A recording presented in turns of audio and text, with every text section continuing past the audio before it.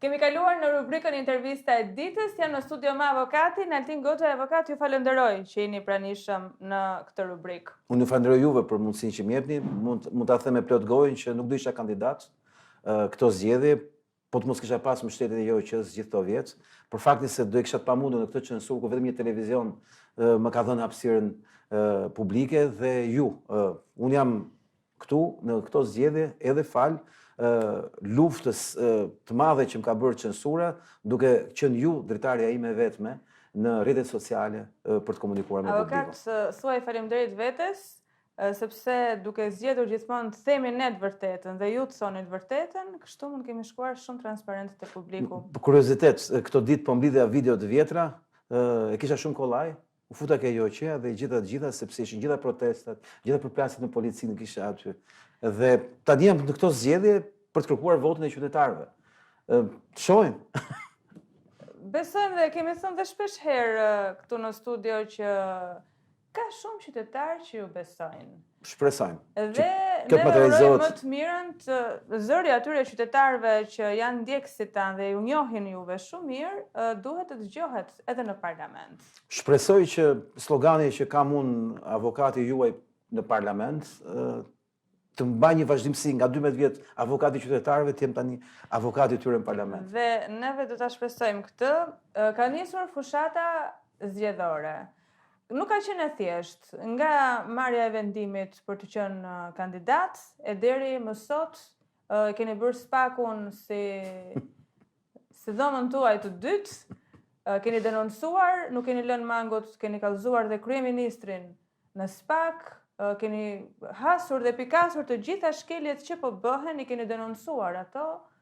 Unë jam avokat dhe kam për detyrë. Domethënë, një avokat do të bëjë avokatin. Edhe kur është në pozitat e politikanit, prapë do të jetë avokat edhe si politikan, avokati i qytetarëve dhe mbi të gjitha njohës i ligjit. Arma ime më e fortë është njohja e ligjit dhe pikërisht për këtë shkak e kryej këtë funksion. Por ajo që them që është pjesa më e rëndësishme e kësaj jave, që ne do jemi të fokusuar shumë fort, ka të bëjë raporti jonë me patronazhistët.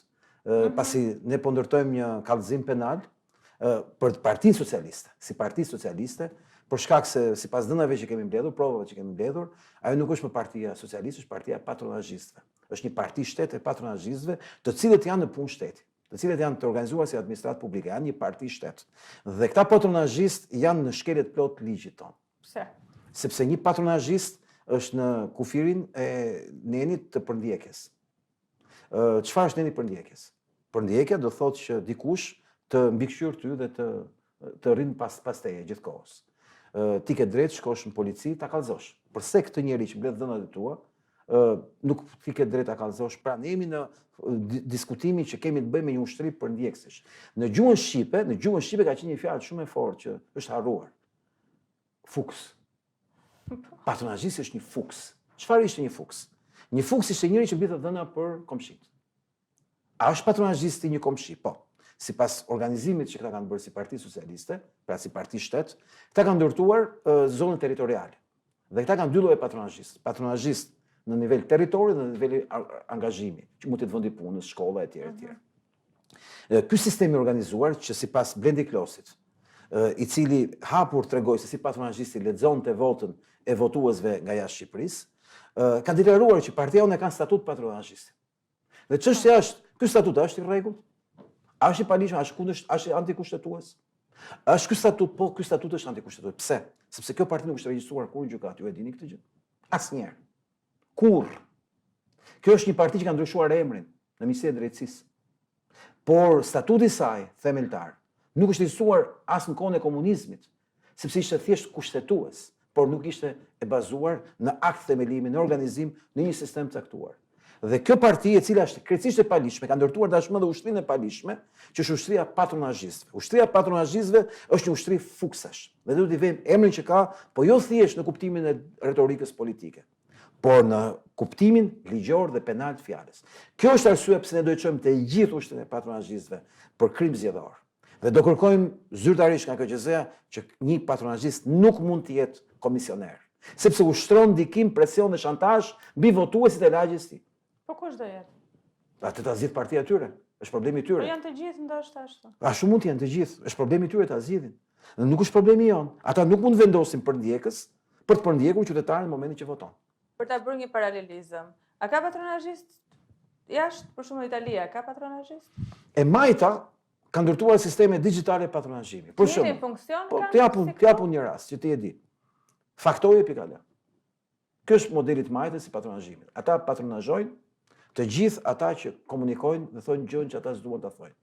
Ky është patronazhim, ky është përndjekje, ky është miqësi. Këta janë fuksat e Sorosit. Edhe çfarë i bëjmë? Partia Socialiste këtë e ka kthyer në nivel shtetëror. Pra e ka kthyer në një sistem perfekt që është një eksperiment i Sorosit në Shqipëri, që s'ka ndodhur në asnjë vend botës, i cili e ka ndërtuar këtë skem për ta përhapur në gjithë botën. Ne jemi këtu ku jemi. Tashmë Sorosi po thyen kokën në Amerikë, do ta thyej shpejt edhe në Evropë. Po ne jemi në Shqipëri. Ne kemi të bëjmë një eksperiment të Sorosit në Shqipëri, që ka kthyer shtetin në një shtet fuksimi. Pra, qofse dikur ishim një pjesë ishim fuksa, sot i kanë kthyer në një shtet patronazhistësh, në një parti shtet patronazhistësh. Që do të thotë, këta mbikëqyrin administratën publike, punojësit e administratës, inspektorët, specialistët, punojësit, shoferët, patronazhistë i mbikëqyr ata. I mbikëqyr ata dhe i raporton për ta. Ju e dini atë faqen e aktivistit, që çdo punojës administrat duhet të postonte ç'është thoshte ministri, ç'është thoshte kryeministri. Dhe kjo është shkelje ligjit nga një ranë. Po ajo që është më e rëndësishme, kush është? Është ne duhet të veprojmë. Ne duhet të veprojmë. Avokat, kam vënë re në disa postime që publikohen nga Partia Socialiste, nga kandidatët, nga anëtarët e kësaj partie, kam bërë përshtypje takimi i kryeministrit në Rubik. Ka qenë aty pash disa ushtar. Jemi në fushat elektorale. Normalisht nuk duhet që një ushtarak të marrë pjesë. Është ndaluar me ligj. Është ndaluar me ligj. Është ndaluar me ligj. Ku është vepër penale. Ata duhet shkarkohen, duhet zhvishen të gjithë. Të gjithë ata që kanë qenë në atë ambient duhet zhvishen. Duhet shkarkohet ai që është i ftuar apo ai që i fton? Jo, më beso, vepra penale apo më saktë shkelje administrative është e dyja palëve. Edhe ati që merr pjesë, edhe ati që e thret. Por punojësi mban përgjegjësi që ka shkuar vetë aty dhe është ulur. Ati mund të japë 100 urdhra, po ai nuk mund të marrë urdhra për shkelje ligj. Ai nuk mund të marrë pjesë fushat. Ai është ajo fushat, ajo është fushat. Pse? Prezantimi që u bë nga Edi Rama në Rubik ishte një prezantim elektoral. Me të ftuar elektoral, nuk ishte siç punojësit e fabrikës dhe ishte takim thjesht me punojës. Që ishte kryeministri për takon punojës. Jo. Ne aty kishim bëjmë me një fabrikë që ende nuk ekziston. Është në projekt. Pra ata po bëjnë një plan. Pra aty nuk është instaluar ushtria. Më kuptuat logjikën. A marrja e ushtarakëve aty është pjesë e fushatës elektorale dhe kjo është shkelje e rëndë e ligjit. Unë do të thoja që ta fiksojnë gjithë shqiptarët. Ne jemi përballë një partie shtet ose më saktë një shteti që është anti-shqiptar, është armiqësor ndaj shqiptarëve, që këtë herë ka rekrutuar një band masive fuksash kundër nesh. Kush ka moshë të vjetër e kujton kohën e fuksave. Ne i qushim ata 20 leksha në atë kohë, sa që kishin shpërblimin ditor. Koncepti është që këtu kemi të bëjmë me fuksa të cilët kontrollojnë jetën tonë. Kontrollojnë të dhënat tona dhe mbi të gjitha po na përndjekin. Pse po na përndjekin? Sepse në çdo hap që ne hedhim, ata i kemi nga pas. Ata disponojnë të gjitha dhënat tona dhe ata i kontrollojnë dhe monitorojnë dhënat tona. Edhe çfarë na bëjnë avokat që na ndjekin nga pas? Unë besoj. Se këtë mund ta bëjnë gjithë qytetarët. Unë besoj që po që se do kishte asgjë të keq që dikush na ndjekin nga pas, nuk do kishte në kodin penal kundër njerëzve që na ndjekin nga pas. Në qoftë se ti konstaton. Dhe si dënohen këta që na ndjekin? Po ja të bëj një pyetje. Në qoftë se ti po ecën rrugë, ditën e parë, ditën e dytë, ditën e tretë, dhe gjithmonë është njëri që të nga mbrapa. Po. A ke ditë shkosh policia ta denoncosh për përndjekje? Po. Po. Dhe policia e quan vepër penale. Që do thotë prokuroria hap hetim ndaj atij personi dhe ai njeri përfundon në pranga. Që do thotë dikush që na ndjek nga pas nuk mund ta bëjë këtë.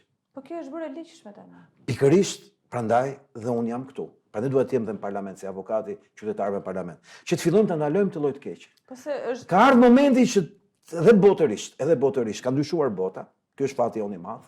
Që kur fitoi Donald Trump ka ndryshuar bota. Dhe ne i kemi armët e reja që ne mund t'i përdorim dhe fuqinë e re që ne mund ta përdorim. Kjo është arsyeja pse unë dua të jem në atë parlament. Që të jem avokat në parlamentin e qytetarëve, jo thjesht në rrugë.